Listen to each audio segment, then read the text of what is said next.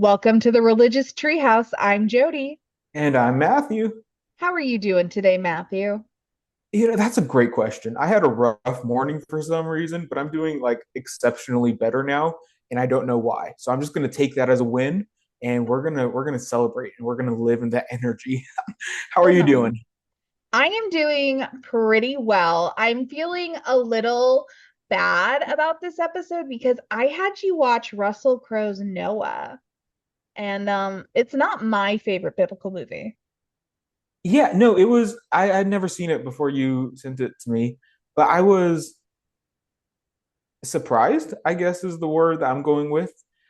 Uh, there's it wasn't at all what I was expecting. But the way that you present it to me, like you were like, "Oh, this is going to be bad. You're going to hate this," and I didn't hate it. But I do have things to say, and we'll get into it. But yeah, what are your initial thoughts? Oh, I don't like this movie because of what happens to the armadillo dogs. That's what I call the creatures that kept dying. The initial one that was slaughtered like Okay, while Noah was with Shem. Um, that's literally my only beef with this movie. But the movie opens up with Noah's father and him talking and Noah's dad, who what was his name? Lamech. Lamech, him putting the snake skin around his arm and Mm. them going to touch the tips of their fingers, which gets interrupted Yeah, by Tubal Cain. right. So before we get into that, this is Noah from 2014, Yes. Aronofsky's film. I feel like we should note what we're talking about there. Uh, Probably. I just figured people read the title of the episode and were ready to dive in, but that's me making a lot of assumptions. whenever I listen to podcasts, I just like have a list of things that I listen to, and I just click play, and like whatever's on is on, and I have no idea what people are talking about. Yeah. So to people who listen to podcasts like me, we're talking about the 2014 version of Noah, directed what is Aronofsky. I want to say David, but that doesn't feel right. Um, I give all the I normally I'm just like Russell Crowe's Noah and people like, yes, Russell Crowe. Yes. Russell Crowe, indeed, Russell Crowe is in it.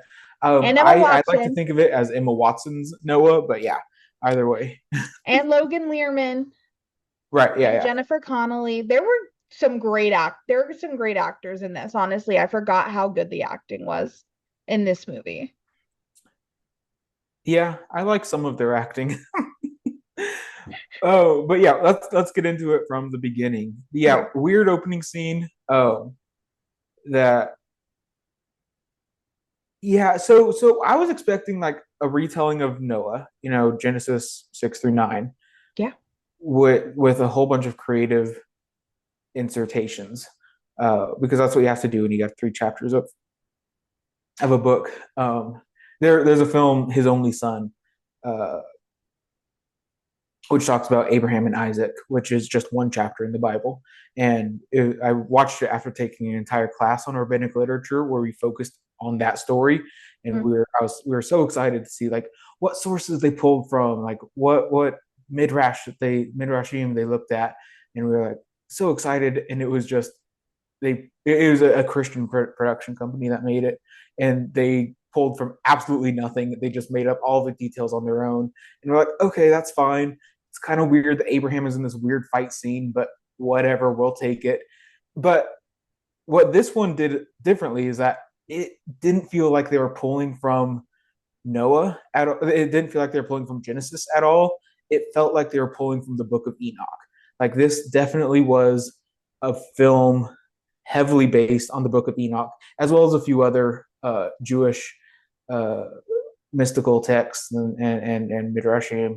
So that was very interesting to me. And Aramofsky, I'm pretty sure is an atheist or agnostic, not Christian. So by making this movie from a more secular perspective, I thought was really interesting. I don't remember what we were talking about before I went into this rant, but that's my initial thoughts, I guess.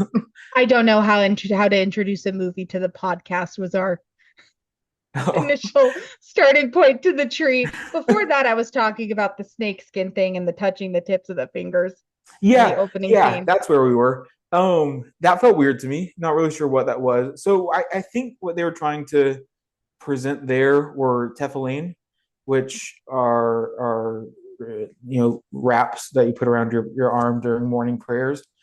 They were doing something mystical-ish, I guess, was the idea.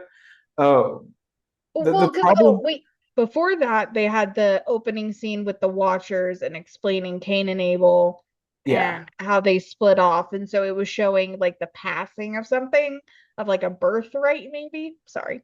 yeah, no. So, and this is my problem with not having a PhD. If you ask, someone who has like a PhD in biblical studies and stuff, they'll know all of the Book of Enoch stuff. Somehow, for some reason, I've never really had any reason to like study the Book of Enoch. It's never really come up in like my particular areas of study. So I know enough about the Book of Enoch to recognize within the first 45 seconds. I think that's when I like paused the movie and texted you, said, "Oh, this is just the Book of Enoch." So I know enough about the Book of Enoch to recognize it, but not enough to speak authoritatively on it. So this will be a fun conversation, and I should do more research on it, and we should do an episode on it at some point in the distant future. But this was pulling from extra biblical sources heavily. And I thought that was interesting. I thought that was an interesting choice. Like, I'm not upset at it by any means. Wow, this is fantastic. I picked a good movie when I meant to pick a bad one. Well, I didn't say that. Well, I just didn't hate it. I don't know why. I was just like, yeah, it's gonna be so inaccurate, and he's gonna be like, ah, da da da. No, Yeah. Well, no, that's like it not what's doesn't follow the happening. biblical text, but it Yeah. does follow.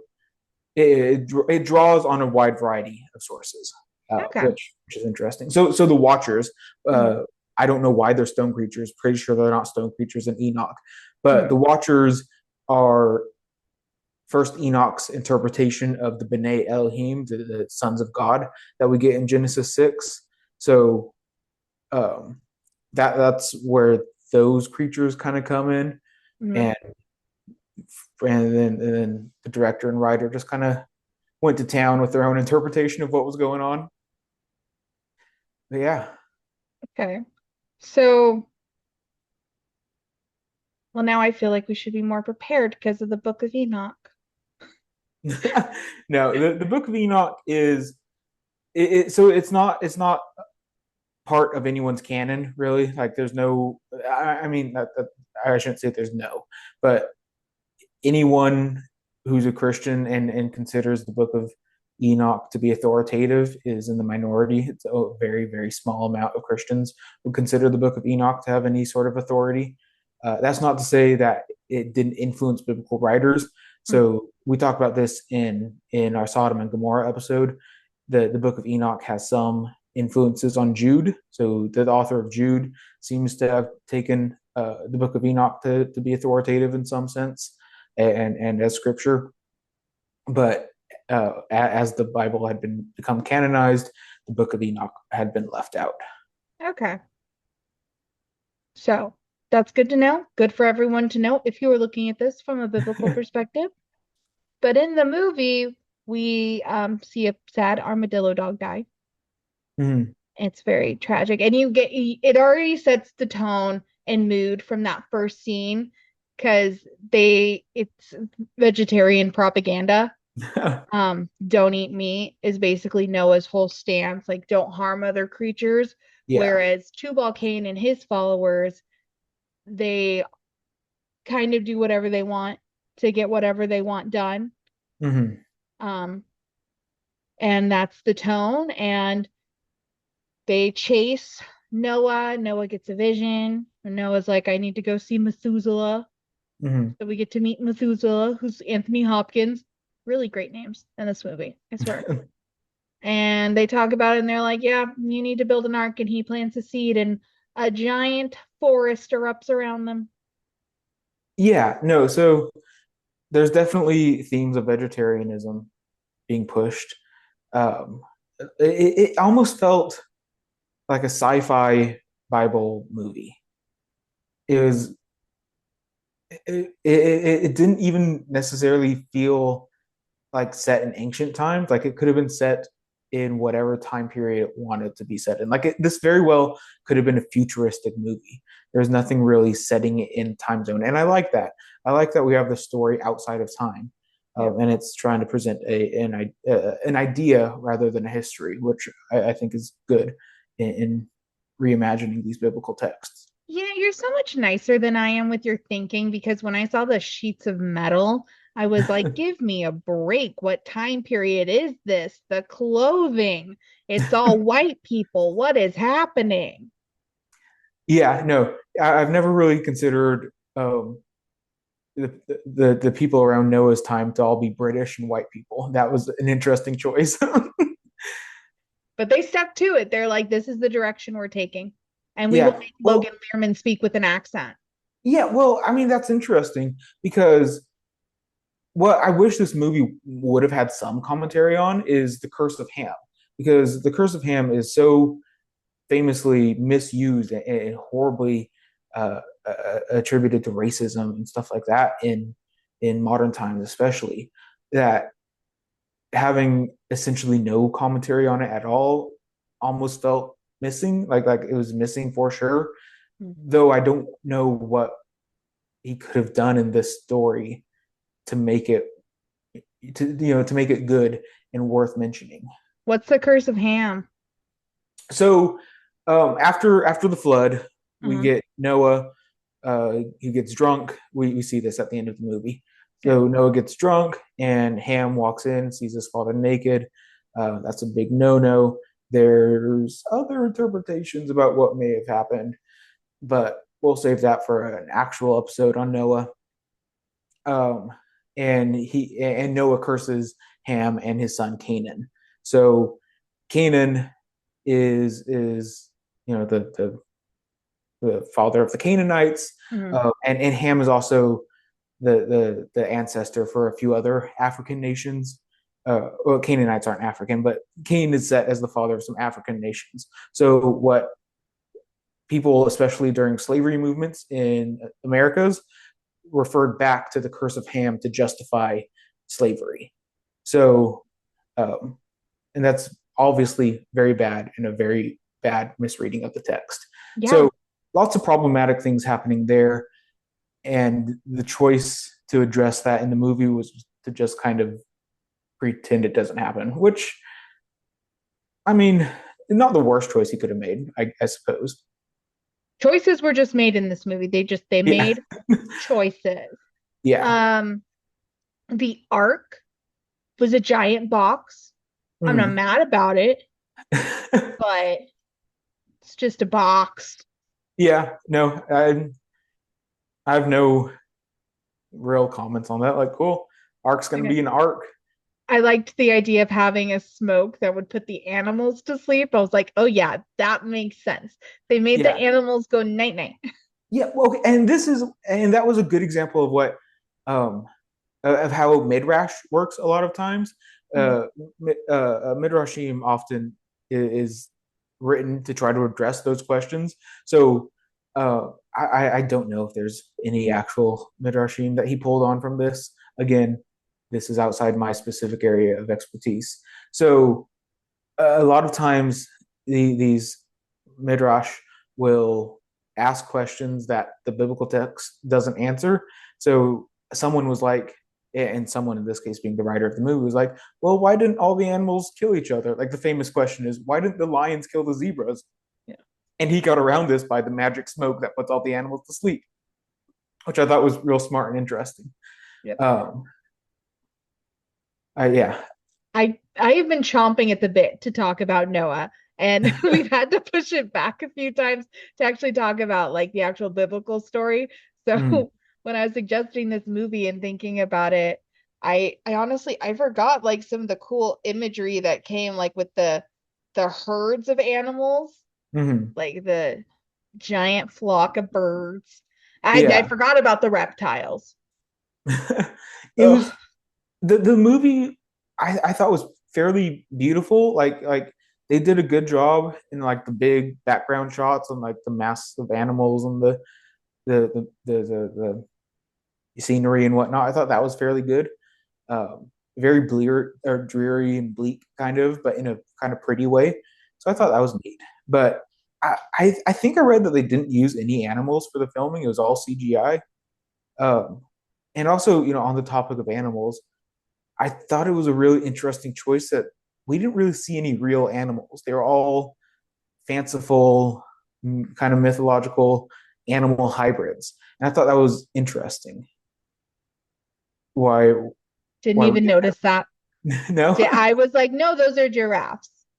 Yeah, like Well, yeah, they like resembled things that we would yeah, know, but I didn't recognize any animals as like actual animals. They're all like animal hybrids. that's so true. It is giving sci-fi. Okay. Yeah. I'm liking this movie the more we talk about it. Emma Watson's character Hmm. played a young girl who was discovered by Noah's family, who she couldn't have any kids. Noah at one point tells her that like I thought you were going to be a burden, Hmm. and they're getting ready to leave on the ark, and they've decided no wives for anyone, even though Emma Watson's character and Shem are like cute and flirty, Yeah. and Ham's got a crush on her. It was weird. The wives part was weird. They were very focused on the wives. Especially since they all have wives in the biblical text. Yeah. It seems like the director, the writer wanted to add to the whole problem. He's like, how can we make this even more? How can we make this even more of a predicament? And oh, we're going to make this a predicament by this is the end of humanity, and we're going to make sure this is the end of humanity because we don't have any people we can reproduce with, and that's going to add to the drama of it for some reason. Um, but yeah, like all of the sons have wives in the biblical text. Like this isn't a problem, and but I think this does a few. It allows for more conversation to happen in the movie because by addressing this existential end of humanity that there's no point in moving forward, it offers an existential reading of the events, like what does it mean to be the last humans, and knowing that humanity will end. I think I would have appreciated some more existential thought on that because he seemed pretty okay with just all right, all right, Japheth, you're going to be the last human. You're going to be okay with that. Like, I think there could have been a little more conversation and a lot more thinking about that.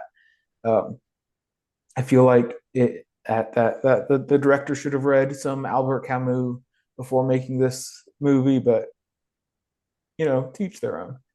Yeah, no, there seemed to be like it kept changing, like what the hard line was, what we're gonna do, like because of Emma Watson, her character gets blessed by Methuselah, and Mm-hmm. she is able to conceive. And near the end of the movie, it's so hard. It is so hard to like Noah in this movie. It Yeah, really is. yeah, But he's like, if it's a girl, I'm gonna kill it. But if it's a boy, it can live. And I'm like, what the heck? yeah. Oh, No, they made it really hard to make Noah likable, which again was a choice that was made. yeah, So no, and so Emma Watson's character, I forget her name, Ela maybe. yeah, Um, that sounds right. and so none of the women in the biblical text are named. Like whatever, if there's a woman in this movie, they made up her name, uh, because that's how the Bible works. Check out our videos before and after this one about Texts of Terror by Phyllis Tribble, and we talk about why women are and aren't named. Anyways, um, so yeah, these women characters aren't in the story, and that whole narrative of having a barren wife and then magically she can conceive now. It like has biblical, like that happened with Sarah, happened like again and again with characters. It's not in this Noah story, but interesting. And I mean, the idea of killing your child is not a unique one either in the Sure, biblical stories of like a child sure. being needing to be sacrificed. So maybe drawing from that as well. But there was a lot of conflict there that's, not in the regular story. Like Ham siding with Tubal Cain, and he's like, yeah, we'll kill my dad Noah together. Yeah, and I think that was their attempts to get the Curse of Ham, like in a sense, going like, okay, how can we make Ham kind of be a bad guy, but like still, we still kind of like him. Oh, because like if we're being honest, Ham was right. Like Noah was very wrong throughout this entire movie.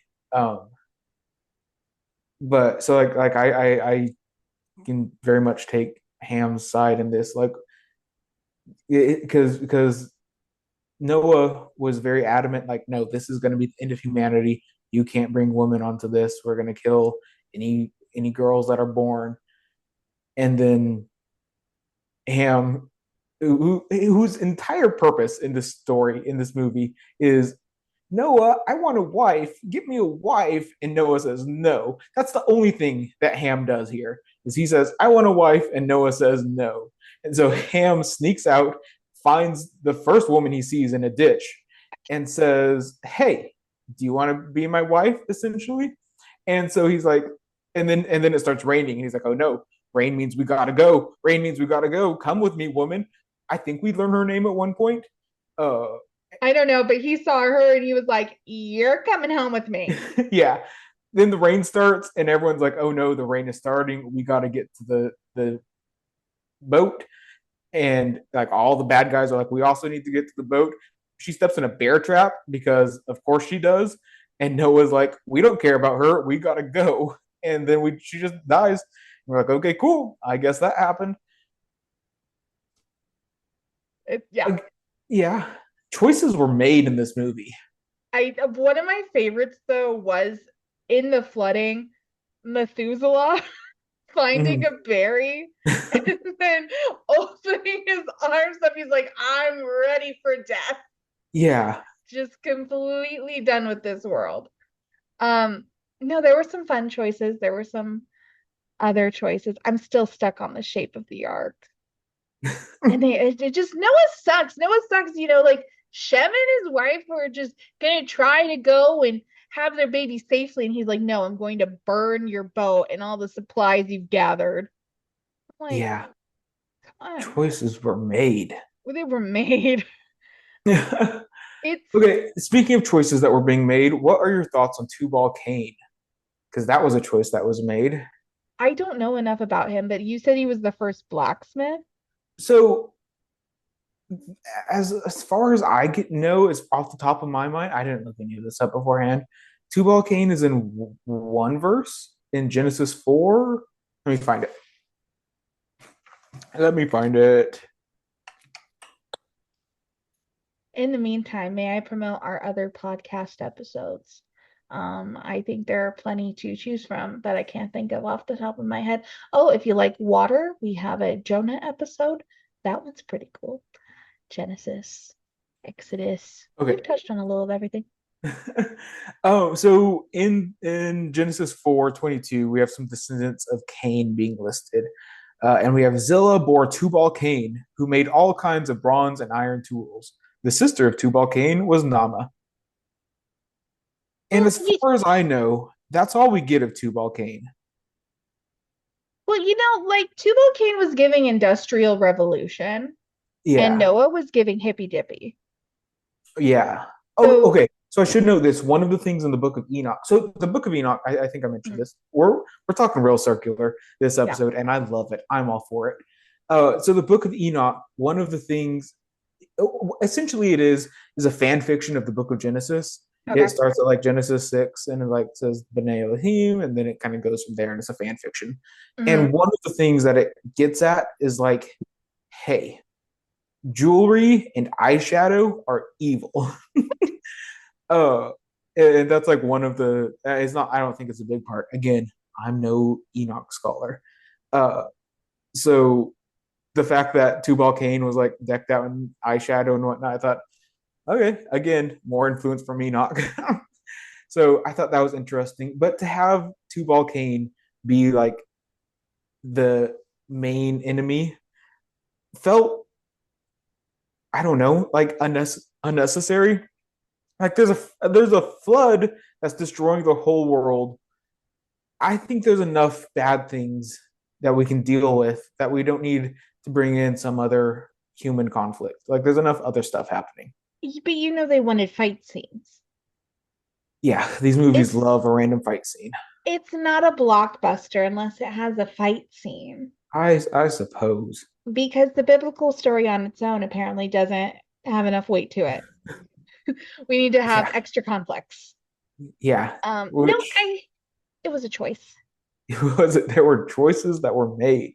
And I honestly, I'm not gonna say I hate that choice. I don't know enough to really have a strong opinion. But if they Yeah. were like, we want to choose a recognizable like descendant of Cain, because their whole big thing was Cain's descendants were acting this way and Mm, killed the Watchers, whereas Seth's descendants, which is what Noah is, were behaving in this manner.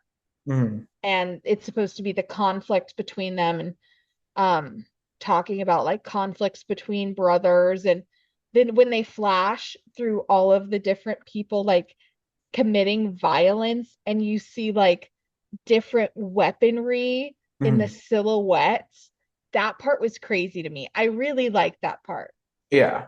because it's trying to tie everything together, like violence of human against human. Mm. And yeah. Yeah. It did ask the question of the viewer, like, are humans good? Like, is humanity good? And I think that's a important question to wrestle with. Um, and I don't think it's a question that people should tell other people. Like, I think that's a something that you should continually ask and you should continually come to a conclusion with. Um, and I think this movie did a good job at inviting us to ask that question because kind of one of the closing scenes is with Emma Watson and Russell Crowe, um, also known as Emma Watson and Noah, where where after Noah eventually says, "I can't kill my grandchildren, I can't kill my granddaughters," which first of all, good, Yeah. and second of all, Emma Watson says, um, what was it? She said something like, "Oh, God chose you," or they never refer to God as God. They always refer to God as the Creator, and we'll talk about that in a second Yeah. because I think that's interesting. But the Creator chose you because because the Creator knew that you would make a choice that you could choose. So that if you saw goodness in humanity, you can choose. And it's not that the Creator chose Noah because Noah would eliminate humanity, but because Noah could find goodness. Um, and essentially this just feels like Hades Town. This is just Orpheus saying, like, "Oh, I see the way that the world could be, not the way it is," type of situation. Which we love that. Love Hades Town. I support it. Love Hades Town. It's and oh my God, it really is Hades Town. Okay. Moving back on. Just thinking again, I'm like the Industrial Revolution and then the natural flowery stuff. There was a lot of messages I feel they were trying to get across, a lot of comparisons Yeah, to different things. definitely. But the creator was Mm. a choice. And I'm wondering, is that a choice because so far, like in the Bible, they like if they were going historically, I know it's not a textbook, I know. Where they'd be like, would they be like, oh, the name God hasn't been made yet, or was it to leave it more ambiguous? No, What do you think? yeah, no. This seemed to me to be an intentional choice of the directors because I don't think we ever see any divine intervention or divine communication. Like we have the Watchers being kind of rock angels. I guess that's kind of how you would define them. Yeah, Rock angels, I guess. rock angels. Um, so we have that kind of like mystical aspect, but and then you have the snakeskin Tefillin Yeah, that glows a little bit, but like there's no real conversation. There's no indication that there is a god working amongst anything or doing anything really. the clouds. When Noah was begging about Emma Watson's character being pregnant, the clouds were open and he ran outside and he said, "Don't make me do this. Don't make me do this." And then the clouds closed. Well, yeah, but like there's still no direct communication with a deity. That's It's also all true. naturalistic interpretations outside of the Oh, okay. gospels. I like to read between the lines. Well, So yeah, that felt loud and clear. well, God was no, like, shut the curtains. I think there was reading in between the lines, very, very Yeah. intentional. Okay. But I also think it was very, very intentional that there was exclusively reading between the lines. There was Yeah. no direct intervention, direct conversation with a deity. No And I Morgan think, Freeman voiceover. yeah, Morgan Freeman was not in this movie. No. And I think, speaking about Morgan Freeman as God in a Noah movie, Evan Almighty would be a fun movie to talk about. um, but I think this was an intentional choice by the director, who is more secular, not wanting to push necessarily Christian or Jewish worldview, and is able to navigate spirituality in a much more open sense without forcing Jewish or Christian ideologies onto the idea of God. And I think that kind of by backing out and referring to the creator, I thought was an interesting choice. Yeah. It was good. I think they took from the biblical story and like it's in Genesis, correct? Yeah. They like took what they needed to from that. Mm-hmm. And now it sounds like they took from the book of Enoch. They made a little baby. I'm glad they Yeah. kept the dove though. There was a dove and a rainbow. I was like, those two things are the only things important to me in the story of Noah. And there was also a raven, Oh, which in the biblical text we have both. We have a raven and a dove. Um, Also in the biblical text we have 7 pairs of animals, and we also have two animals, and they went with the classic one of each animal, or male and female, two of each animal. Which whenever Tubal Cain was on the boat and eating each animal, as Tubal Cain does, it was eliminating an entire species. Poor guys. I know. I was like, I hope these animals don't look anything like our real modern day animals, but apparently none of them look like modern day animals. And I just was filling in the blanks in my mind. I really Yeah, was. I was like, yeah, this is just like Noah in the Bible. No, it's not. No, it's not. but yeah, no, we'll do an episode in the future on the biblical Noah story. We'll do an episode in the future on Enoch. And if there's anything else that we hinted at today, that you would like an episode on, please let us know in the comments, our dear viewers and listeners. There's so many things that we could talk about in greater depth. I'm currently now foaming at the mouth for Bruce and Evan Almighty. Yeah. I'm like, let's do those. So this has been a fun episode. Thank you for conversing with me. Thank you for watching the movie. Yeah. Important question. Was this a religious movie or did this just depict religion? Yeah, I'm leaning more towards depicting religion. Uh, yeah, I think it's much more rare for a movie to be religious than we want it to be. Yeah, it definitely depicted religion and it depicted a lot of things that I guess we can now talk about, which is exciting. Woo! All right, guys, thank you for joining us today. If you have not followed us on TikTok, what are you doing? Find us on Facebook, Instagram, Bluesky, Twitter, YouTube, Spotify, Apple Podcast, Amazon Music, anywhere you get a podcast, you can find us. This has been The Religious Treehouse. Oh, email us at threligioustreehouse@gmail.com.